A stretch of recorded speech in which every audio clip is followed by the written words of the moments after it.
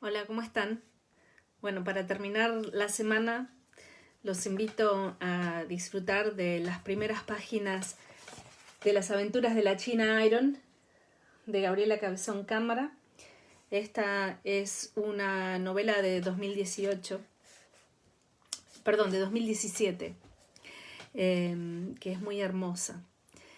Y entonces me gustaría compartir las primeras páginas con ustedes. Creo que siendo hoy el Día Internacional del Libro y ayer el Día de la Tierra, el Día de la Naturaleza de nuestra Tierra Madre, no se me ocurre mejor lectura que Las aventuras de la China Iron de Gabriela Cabezón Cámara, porque es como es un texto que honra ambas cosas, el relato y la tierra, además de muchísimas otras cosas también. Las aventuras de la China Iron, de Gabriela Cabezón Cámara. Primera parte, el desierto. Fue el brillo. Fue el brillo. El cachorro saltaba luminoso entre las patas polvorientas y ajadas de los pocos que quedaban por allá. La miseria alienta la grieta, la talla, va arañando lenta a la intemperie la piel de sus nacidos. La hace cuero seco, la cuartea, les impone una morfología a sus criaturas. Al cachorro todavía no. Irradiaba alegría de estar vivo, una luz no alcanzada por la triste opacidad de una pobreza que era, estoy convencida, más falta de ideas que de ninguna otra cosa. Hambre no teníamos, pero todo era gris y polvoroso. Tan turbio era todo que cuando vi al cachorro supe que lo quería para mí, algo radiante. No era la primera vez que veía uno, incluso había parido a mis criaturas. Y no es que no destellara nunca la llanura. Refulgía con el agua, revivía aunque se ahogara, toda ella perdía la chatura, corcoveaba de granos, tolderías, indios dados vuelta, cautivas desatadas y caballos que nadaban con sus gauchos en el lomo, mientras cerca los dorados les brincaban veloces como rayos y caían para lo hondo, para el centro del cauce desbordado. Y en cada fragmento de ese río que se comía las orillas, se espejaba algo de cielo, y no parecía cierto ver todo eso, cómo el mundo entero era arrastrado a un vértigo barroso que caía lentamente y girando sus cientos de leguas rumbo al mar.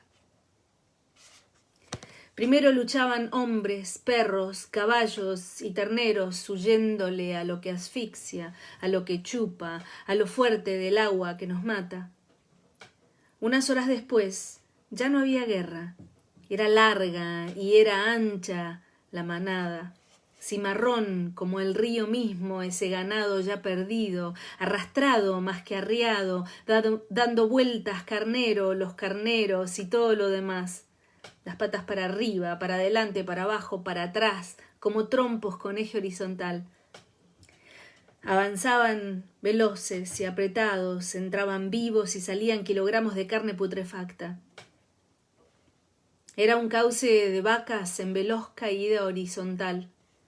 Así caen los ríos en mi tierra, con una velocidad que a la vez es un ahondarse, y así vuelvo al polvo, que todo lo opacaba del principio, y al fulgor del cachorro que vi como si nunca hubiera visto otro, y como si no hubiera visto nunca las vacas nadadoras, ni sus cueros relumbrantes, ni toda la llanura echando luz como una piedra mojada al sol del mediodía.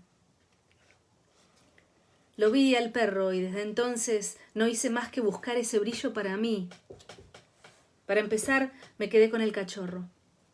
Le puse Estrella, y así se sigue llamando, y eso que yo misma cambié de nombre. Me llamo China, Josephine Star Iron y Tararira ahora. De entonces conservo solo y traducido el fierro. que ni siquiera era mío, y el Star que elegí cuando elegí a Estrella. Llamar no me llamaba, nací huérfana. ¿Es eso posible? Como si me hubiera dado a luz los pastitos de flores violetas que suavizaban la ferocidad de esa pampa. Pensaba yo cuando escuchaba el como si te hubieran parido los yuyos, que decía la que me crió, una negra enviudada, más luego por el filo del cuchillo de la bestia de fierro, mi marido, que quizás no veía de borracho y lo mató por negro nomás, porque podía, o quizá, y me gusta pensar eso aún de ese que era él, lo mató para enviudarla a la negra que me maltrató media infancia, como si yo hubiera sido su negra. Fui su negra. La negra de una negra media infancia y después, que fue muy pronto, fui entregada al gaucho cantor en sagrado matrimonio. Yo creo que el negro me perdió en un truco con caña en la tapera que llamaban pulpería. Y el cantor me quería ya, y de tan niña que me vio, quiso contar con el permiso divino, un sacramento para tirarse encima mío con la bendición de Dios. Me pesó, fierro, antes de cumplir 14, ya le había dado 2 hijos. Cuando se lo llevaron y se llevaron a casi todos los hombres de ese pobre caserío que no tenía ni iglesia, me quedé tan sola como habré estado de recién parida. Sola, de una soledad animal, porque solo entre las fieras pueden salvar ciertas distancias en la pampa. Una bebé rubia no caía sino más en manos de una negra. Cuando se llevaron a la bestia de fierro como a todos los otros, se llevaron también al gringo de Inca la perra, como cantó después el gracioso, y se quedó en el pueblo aquella colorada, Elizabeth.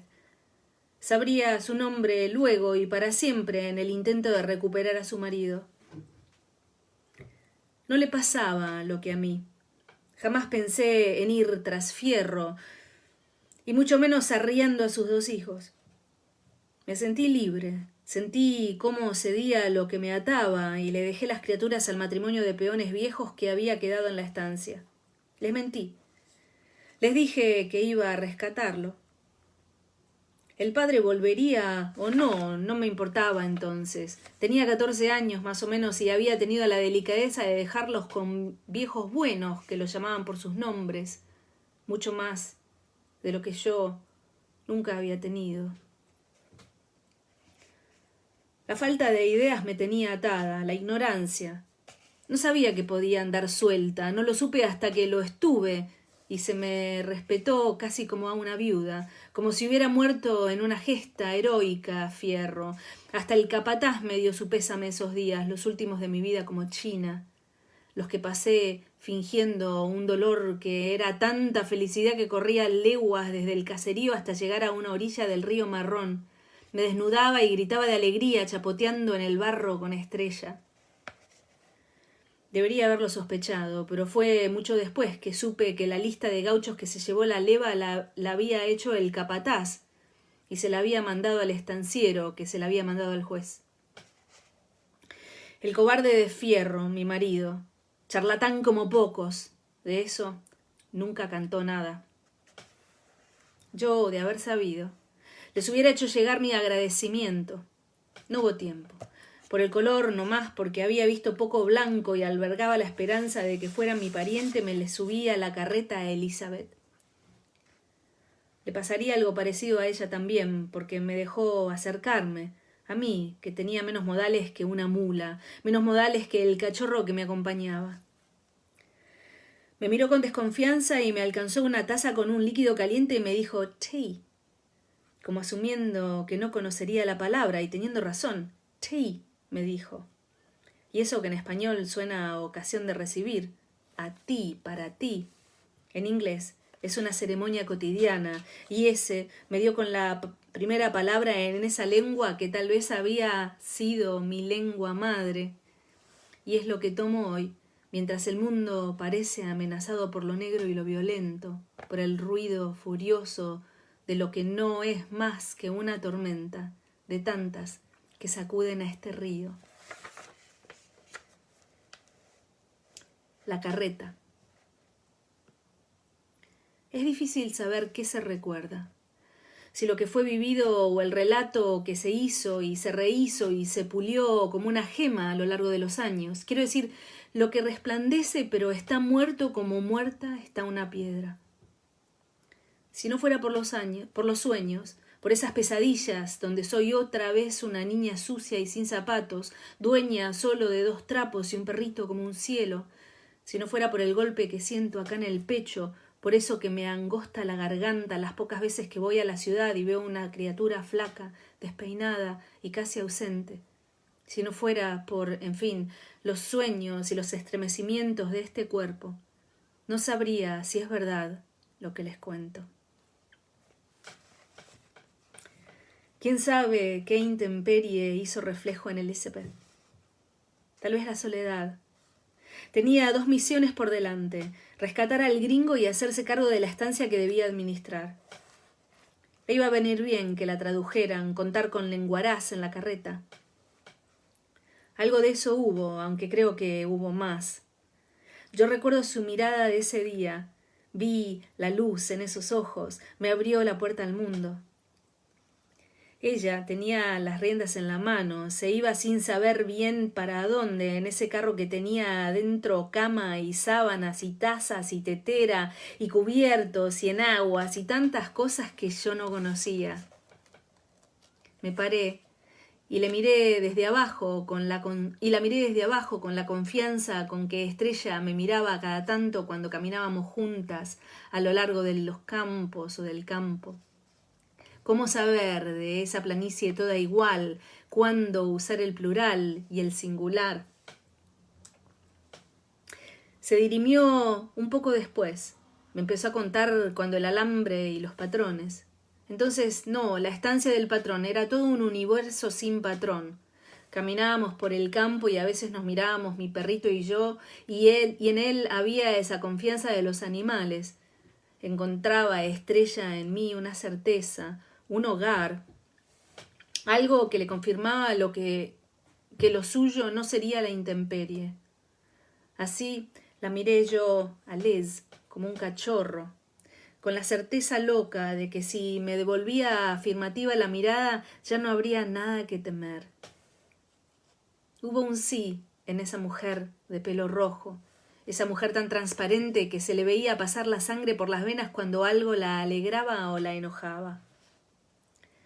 Después vería su sangre congelada por el miedo, burbujeando de deseo o haciéndole hervir la cara de odio. Nos subimos con Estrella. Nos hizo un lugar en el pescante.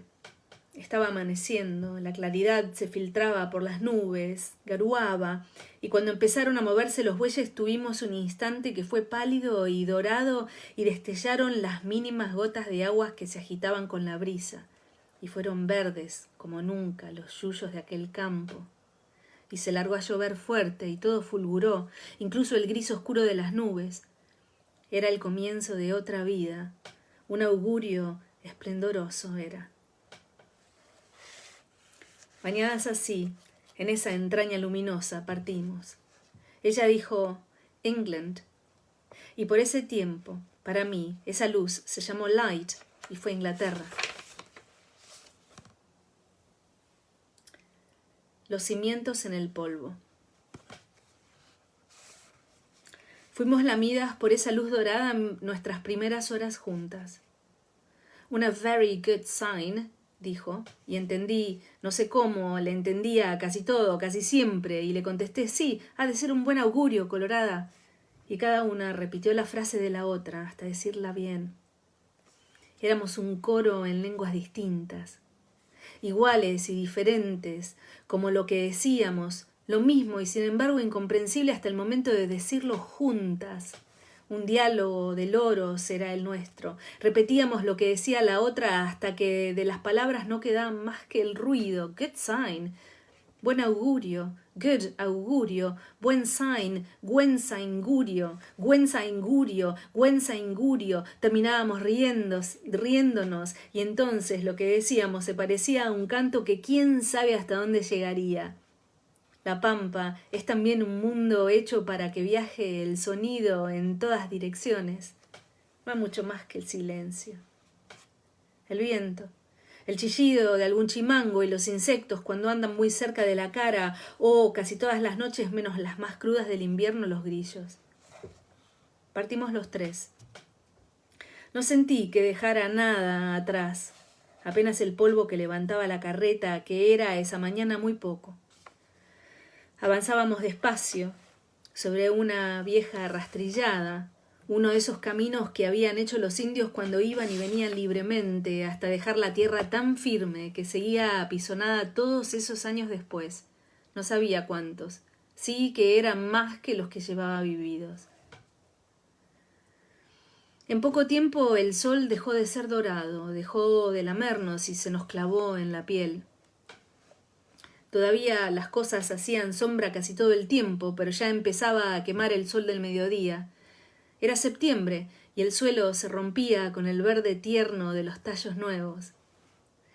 Ella se puso un sombrero y me puso uno a mí, y fue entonces que conocí la vida al aire libre sin ampollas. Y empezó a volar el polvo. El viento nos traía el que levantaba la carreta y todo el de la tierra alrededor nos iba cubriendo la cara, los vestidos, los animales, la carreta entera. Mantenerla cerrada, preservar su interior aislado del polvo, lo comprendí enseguida. Era lo que más le importaba a mi amiga y fue uno de mis mayores desafíos durante la travesía entera. Días perdimos plumereando cada cosa. Era necesario disputarle cada objeto al polvo. Liz vivía con el temor de ser tragada por esa tierra salvaje. Tenía miedo de que nos devoraran a todos, de que termináramos siendo parte de ella como Jonás fue parte de la ballena.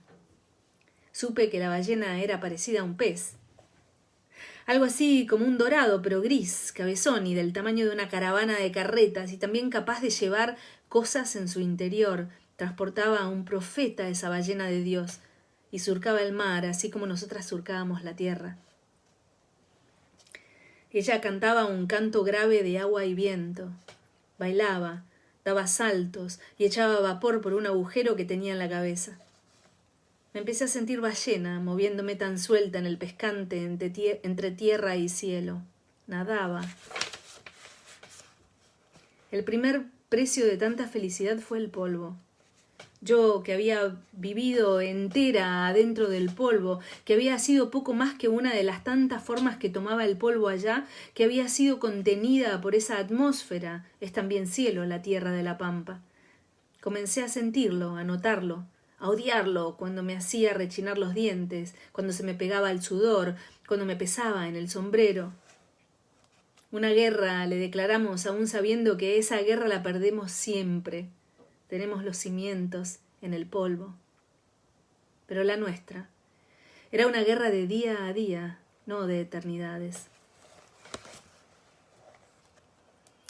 La China no es un nombre. Apenas nos cruzamos con un río o con orilla, paró la gringa bueyes y caballos y carreta y nos sonrió a los dos. Estrella le daba vueltas alrededor, ondeándose de la cola a la cabeza. El amor y la alegría le brotan en bailecitos a mi perro. Nos sonrió Elizabeth. Se metió adentro de la carreta. Yo todavía esperaba su permiso para entrar. No me lo dio. Salió inmediatamente con un cepillo y un jabón, y sonriendo y con gestos cariñosos me sacó a mí mis trapos. Se sacó los de ella. Lo agarró a Estrella y a los dos nos metió en el río, que no era tan marrón como el único que yo había visto hasta ese día.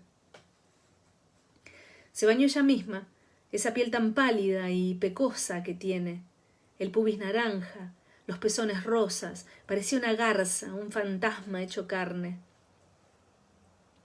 Me pasó el jabón por la cabeza, me ardieron los ojos, me reí y nos reímos mucho. Yo bañé del mismo modo a Estrella y ya limpios nos quedamos chapoteando. Liz salió antes, me envolvió con una tela blanca, me peinó, me puso una enagüita y un vestido y al final apareció con un espejo y ahí me vi. Yo nunca me había visto más que en el agua medio quieta de la laguna, un reflejo atravesado de peces y de juncos y cangrejos. Me vi, Y parecía a ella, una señora. Little lady, dijo Liz, y yo empecé a portarme como una. Y aunque nunca monté de costadito y muy pronto estaría usando las bombachas que el gringo había dejado en la carreta, ese día me hice lady para siempre, aún galopando en pelo como un indio y degollando una vaca a facón puro. La cuestión de los nombres fue resuelta también esa tarde de bautismos. Yo, Elizabeth, dijo ella muchas veces, y en algún momento lo aprendí. Elizabeth, Liz, Ellie, Elisabetta, Elisa, Liz, me cortó Liz. Y así quedamos. ¿Y nombre vos? Me preguntó en ese español tan pobrecito que tenía entonces. La China, contesté. That's not a name, me dijo Liz. China, me emperré y tenía razón. Así me llamaba a puro grito aquella negra a quien luego mi bestia enviudaría, y así me llamaba él cuando solía, cuánto luego, irse en brazos del amor a dormir como la gente. Y también cuando quería la comida o las bombachas o que le llevara un mate o lo que fuera. Yo era la China. Liz me dijo que ahí donde yo vivía toda hembra era una china, pero además tenía un nombre. Yo no. No entendí en ese momento su emoción, por qué se le mojaron los ojitos celestes casi blancos. Me dijo, eso podemos arreglarlo. ¿En qué lengua me lo habrá dicho? ¿Cómo fue que la entendí? Y empezó a caminar alrededor con Estrella saltándole a los pies, dio otra vuelta y volvió a mirarme a la cara. ¿Vos querrías llamarte Josefina? Me gustó. La China Josefina desafina, la China Josefina no cocina, la China Josefina es china fina, la China Josefina arremolina. La China Josefina. Estaba bien. China Josephine Iron, me dijo. Me nombró, diciendo que a falta de otro, bien estaría que usara el nombre de la bestia mi marido. Yo dije que quería llevar más bien el nombre de Estrella, China Josephine Star Iron, entonces. Me dio un beso en la mejilla, la abracé, emprendí el complejo desafío de hacer el fuego y el asado sin quemar ni ensuciar mi vestido, y lo logré. Esa noche dormí adentro en la carreta.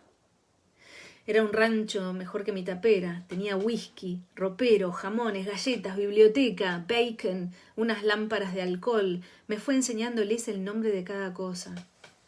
Y lo mejor, a juicio de muchacha solitaria, 2 escopetas y 3 cajones repletos de cartuchos. Me abracé a Estrella, que se había recostado con Liz. Me sumergí en el olor a flores de los dos, tan recién bañados todos. Me envolví en esas sábanas que olían a lavanda.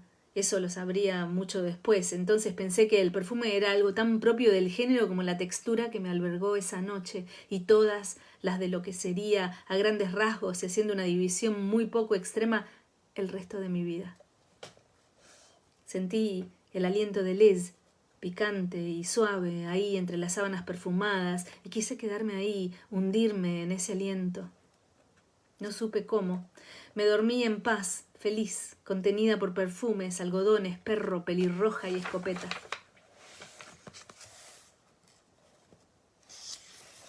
Todo era otra piel sobre mi piel. Mi Estrella, lleno de destellos casi azul, de tan negro, dejaba de ser nuevo y aprendía casi tanto como yo. Crecíamos juntos. Cuando partimos, él me llegaba a las rodillas y yo le llegaba a Liz a los hombros. Cuando llegamos, y no sabíamos que estábamos llegando, él me alcanzaba la cintura y a mí no me faltaba mucho para ser tan alta como ella. Lo recuerdo cachorro, en posición de gentleman, sentado derechito con las orejas bajas, los ojos concentrados, el hocico húmedo, todavía hoy escandoroso cuando se sienta confiado en el resultado de sus buenos modales. Yo vivía en un candor semejante, aunque empezaba a conocer un miedo nuevo. Si antes había vivido temiendo que la vida fuera eso, la negra, fierro, el rancho, entonces temía se acabara ese viaje, esa carreta, el olor de la lavanda, la forma de las primeras letras, la vajilla de porcelana, los zapatos con cordones y tacones y todas las palabras en 2 lenguas. Tenía miedo de que pareciera la ira en la cara de Liz o algo más fantasmal agazapado atrás de un médano. Empezaban a aparecer los médanos, o entre las raíces de un ombú, o entre los bichos que rompían el silencio en la oscuridad. Los bichos de la pampa son noctámbulos, emergen de sus túneles y cuevas cuando la oscuridad sube. Miedo de que algo me devolviera a la tapera y a la vida de China tenía. Había pasado de lo crudo a lo cocido. El cuero de mis botines nuevos era tan cuero como el cuero de la silla de montar que tenía fierro, pero no era el mismo cuero. El de los zapatos que Liz me regaló era bordó, era lustrado, era fino y se ajustaba a mis pies como otra piel.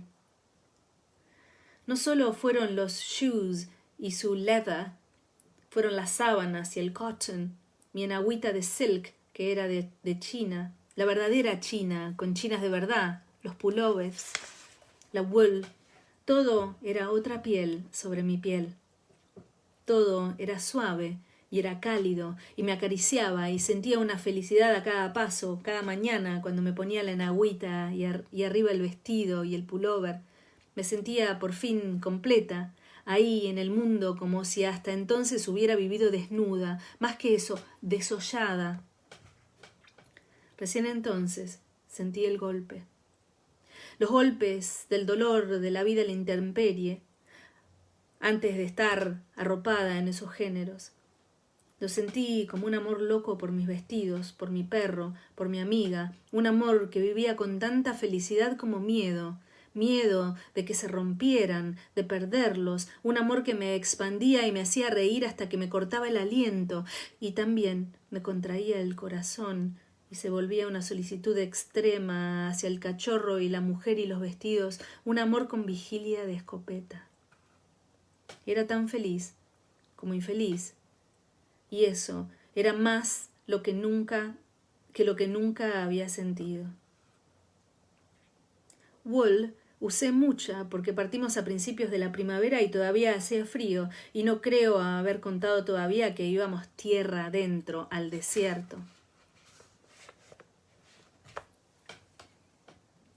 Bajo el imperio de Inglaterra. Un amanecer bajo la lluvia fui albergada yo por mi primer raincoat. For us the British, there's appropriate etiquette for every situation, empezó a explicarme Liz la etiqueta, los climas y sus montañas, sus desiertos, sus selvas. Los detalles de las vestimentas del imperio me armaron el mundo que como podía ser no era plano. Hasta entonces no había pensado en eso. Mi mapamundi eran apenas la llanura y algunas ideas difusas. Tierra adentro, Buenos Aires, un abismo lleno de agua y Europa, con su punta española y sus islas británicas, ese más allá desde donde llegaban armas y señores. Se me hizo la pelota y el relato de Liz, a medias en castellano, a medias en inglés.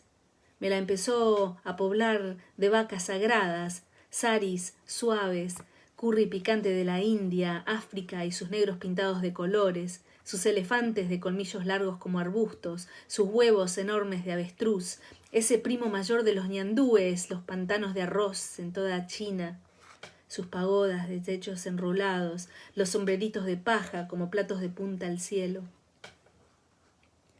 Algo de todo eso entendí aquellos días de travesía, mucho lo entendí después, durante todo ese tiempo que pasamos juntas. Me costaba conciliar la idea de que estábamos en la parte de abajo de una esfera y parecíamos estar arriba, pero no. Liz estaba segura de que arriba estaba Inglaterra. Sin embargo, no había más que constatar que los pies estaban en el piso igual que en cualquier parte, como en el país de los pigmeos, los gorilas y los diamantes, esas piedras durísimas y transparentes que se les arrancan a las entrañas de las rocas. Ella insistía en que arriba estaba Inglaterra, esa otra tierra de máquinas que se movían solas a fuerza de leña, como si el movimiento fuera un asado, como si los trozos de madera ardiente fueran caballos. O bueyes, como los nuestros, los 4 bueyes buenos que tiraban mansamente de la carreta que me envolvía como me habían envuelto la enagua de silk y el impermeable engrasado con una cera que no era más grasa de vaca al fin y al cabo, más que grasa de vaca al fin y al cabo. Pero antes de cualquier fin, había sido filtrada muchas veces en coladores de sándalo y olía como una flor embriagadora, como una flor de láudano, quiero decir, como una droga, como seguramente olería ese opio que era como una caña mucho más fuerte que la caña, me explicó, y en el que se perdían tantos en el norte de África ardiente, donde los hombres llevan por sombrero unos metros de tela enrollados en la cabeza y las mujeres viven tapadas de la coronilla a los pies. Me envolvía el raincoat también con su olor asiático y nos envolvía la carreta tan engrasada como el raincoat y con el mismo olor. No solo a mí, a Estrella, que viajaba sentadito en la falda de Liz al principio, mientras yo llevaba las riendas, y a la misma Liz también. Parecíamos segregarnos unos hilos con vocación de cáscara, de caparazón, que se entretejían como una especie de casa que en vez de hacerse de tela o de paja o de adobe o de cuero de cangrejo, se iba haciendo de lazos que se tejían con palabras y con gestos. Del relato de Liz y de mis cuidados por cada una de las cosas que teníamos, emergía un lugar, el nuestro, esa carreta que avanzaba sin declives ni subidas, esa llanura vacía que empezaba a ser tan chata como es para los que han visto montañas y colinas. La pampa enorme se me allanaba más con cada cuento de su Londres atestada y cubierta de humo. El desierto me llenaba de horizonte contra las selvas africanas. Los yuyos duros, los yuyos suaves y los pequeños arbustos se me achaparraban contra los bosques de Europa. Estos ríos sin orilla, contra los de su Inglaterra bordeados de casas de ladrillos rojos, ay, tan distintos de los nuestros, bordeados de barro y sin más alrededor que juncos y gallaretas y garzas y flamencos, los favoritos de Liz, que ama los colores fuertes en la pampa, por lo menos. Decía que allá todo parecía resolverse entre diversos tonos de marrón, el celeste interminable, pálido y transparente, salvo cuando el polvo y varios verdes que solo muestran todo su esplendor cuando llueve y es verano, y hay trigo, y está verde como casi solo el trigo puede, además de los campos de Inglaterra, creíamos. Los demás colores, solo en el cielo cuando amanece o atardece y en los flamencos todo el día. Llovía, otra vez, y la luz se reflejaba en lo vivo, casi todo, y lo muerto, apenas algún que otro hueso de vaca a esa altura. Y se bañaba de cobre la tierra y nos iba creciendo un cascarón que nos calentaba a los 3 juntos con las palabras de Liz. La lengua tan rosa de Estrella y mi arrobamiento de estar ahí presente, tranquila como un animal recién alimentado y al sol. Tranquila, aunque con perplejidades. La tierra redonda como una bola y nosotros abajo. Tal vez por eso, arriba, allá en el norte donde estaba la piedra que todo lo atraía, arriba de Inglaterra, porque algo había arriba de Inglaterra, arriba de todo, me explicó Liz, en lo que sería el sombrero del planeta si fuera el planeta una cabeza sin cuello, una cabeza cortada, no, una cabeza redonda, sin cuerpo, just a head. ¿Entendía yo?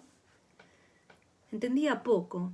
Cabezas solas no había visto ninguna. No, claro, era solo un ejemplo. Un ejemplo era, me explicó, algo que se mostraba para aclarar una idea. Cabezas solas no existen, insistí. ¿Ejemplo de qué? Podría ser algo que no existe. De cosas que no existen, tenés razón, dijo. Y volvió al planeta, y esta vez el ejemplo fue una mandarina, y ahí pude empezar a pensarlo mejor. Tiene claramente un arriba, la parte del tallo, la que pende del árbol, y una parte de abajo. ¿Y de qué árbol colgaba la tierra? De ninguno, la mandarina tampoco servía demasiado. Como fuera, empecé a pensar que en la parte superior del planeta, y no solo en Inglaterra, las cosas crecían más fácilmente para arriba, Tenía colinas y montañas y estaba llena de árboles altos, como muchos hombres uno arriba de otro. ¿Cómo cuántos? Hasta 10 o 15 los más altos. ¿No se parecían a los ombúes? Un poco sí, pero allá son más largos que anchos, como estirados. El ombú, en cambio, es aplastado, como si hubiera más gravedad en la parte de abajo del planeta, y todo se viera forzado al achaparramiento o a la vida subterránea. Gravedad era eso que hace que las cosas se caigan para abajo. ¿Y cómo no nos aplastaba a nosotras? Estrella, la carreta, los bueyes, las mulas, las vacas, los caballos. Esa noche, Les hizo un guiso con un tatú que casé y faené, y ella cocinó en el mismo caparazón del pobre bicho. Le puso cosas que empecé a conocer. Una mezcla de cebollas, ajo y jengibre con clavos de olor, canela, cardamomo, chiles, granos de pimienta, comino y semillas de mostaza. Se hizo el guiso ahí dentro y con Estrella conocimos el picante, porque no solo eran la mente y la piel. La lengua también nos crecía bajo el imperio de Inglaterra.